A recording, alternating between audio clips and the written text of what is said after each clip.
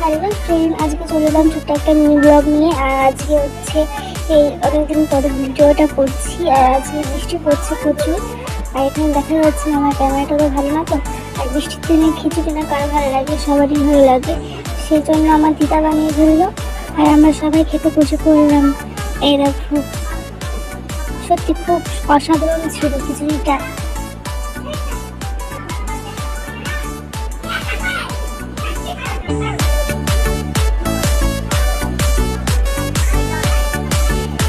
এটা বোন, মাসি, আমি।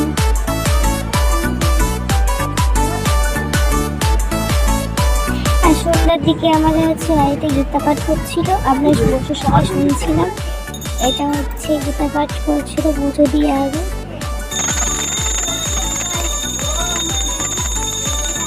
তোমরা সবাই শুনে নাও।